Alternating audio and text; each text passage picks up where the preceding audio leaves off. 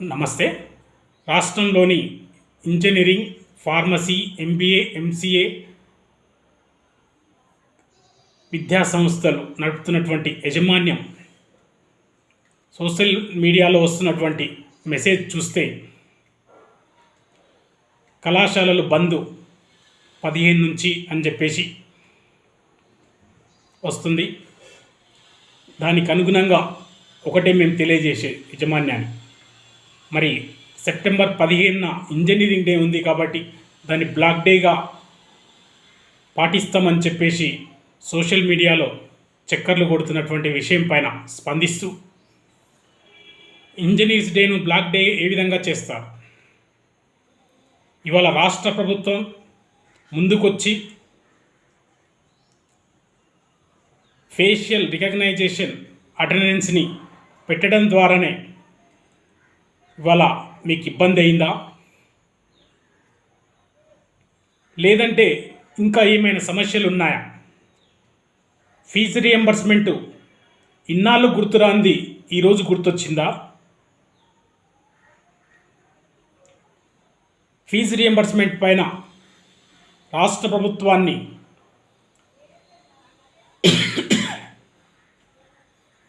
ఒత్తిడి చేయాల్సినటువంటి అవసరం ఉంది. మేము కాదనట్లేదు, దానికి మేము సంఘీభావం తెలుపుతాం, ఖచ్చితంగా మేము ముందుండి పోరాడతాం. కానీ ఇంజనీర్స్ డేను బ్లాక్ డే చేస్తానంటే అది సరైంది కాదు అని దానిని మేము పూర్తిగా ఖండిస్తున్నామని చెప్పేసి వారికి తెలియజేస్తున్నాం. అధ్యాపకుల తరపున, అధ్యాపక సంఘాల తరపున ఒక అధ్యాపక సంఘం నేతగా తెలియజేస్తూ ఇంజనీర్స్ డేని జరిపించుకుంటామని, బ్లాక్ డే చేయమని చెప్పేసి సవినయంగా మేము తెలియజేస్తున్నాం. యాజమాన్యాలు తెలియజేసినంత మాత్రాన అది బ్లాక్ డే కాదని చెప్పేసి మేము తెలియజేస్తున్నాం. ఎంతోమంది ఇంజనీర్లను తయారు చేసినటువంటి మేము ఇవాళ బ్లాక్ డే అని చెప్పేసి యాజమాన్యాలకు రానటువంటి నిధుల ద్వారా బ్లాక్ డే అంటే ఏ విధంగా కుదురుతుంది?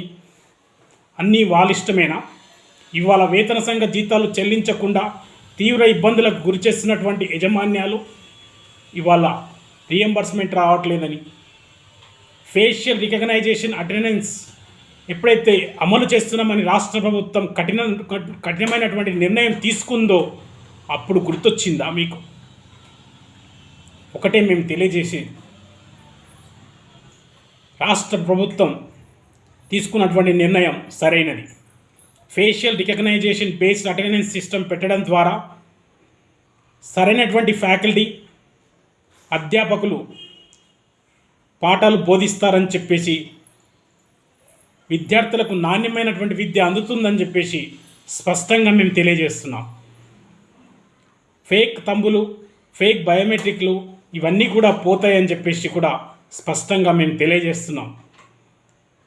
ఒకవేళ మార్నింగ్ ఈవినింగ్ వచ్చి ఫేషియల్ రికగ్నైజేషన్ కూడా చేస్తే వారి పైన కఠిన చర్యలు తీసుకునే విధంగా రాష్ట్ర ప్రభుత్వం నియమించేటువంటి కమిటీకి మేము సిఫార్సు చేస్తామని కూడా, మేము ఒక రిప్రజెంటేషన్ చేస్తామని కూడా తెలియజేస్తున్నాం. ఏది ఏమైనా ఇంజనీర్స్ డేను బ్లాక్ డేను చేయనీయమని చెప్పేసి, పూర్తిగా దాన్ని మేము ఖండిస్తున్నామని చెప్పేసి, బ్లాక్ డే కాకుండా దాన్ని ఇంజనీర్స్ డేగానే జరుపుకుంటామని చెప్పేసి తెలియజేస్తున్నాం.